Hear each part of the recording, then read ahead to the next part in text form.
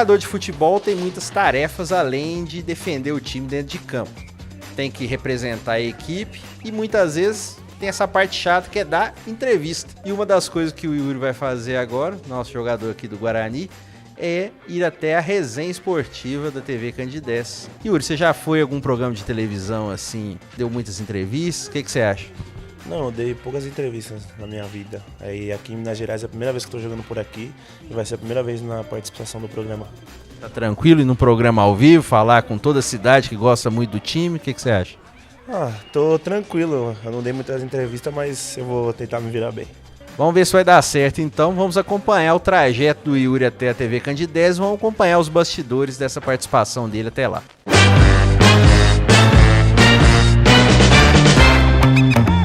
Yuri, você é natural de São Paulo. O que você está achando dessa experiência de jogar aqui em Minas Gerais, num time tão tradicional do interior mineiro como o Guarani? A experiência é muito boa. Primeira vez que eu venho pra cá, meu irmão já morou pelos lados de cá de Minas, falou muito bem daqui.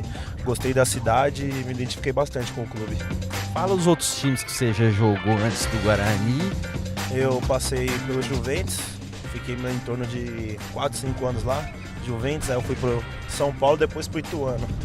Passei por lá no Ituano, ganhei Copa Ouro, tive uma passagem rápida pelo profissional e depois eu fui pro Grêmio Prudente e depois pro Vossen.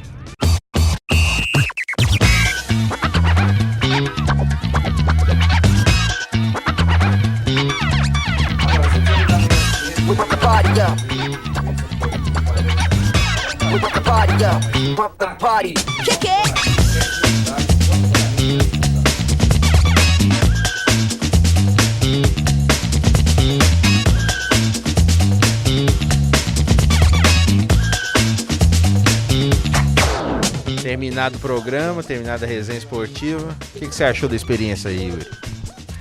A experiência é boa, primeira vez aqui em Minas Gerais. Tinha passado acho que no máximo 3 ou 4 programas de TV.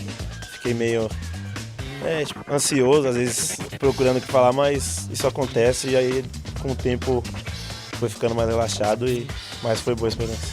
Mais fácil participar de um programa como esse aqui ao vivo ou jogar enfrentando um campo com muitos torcedores, campo lotado?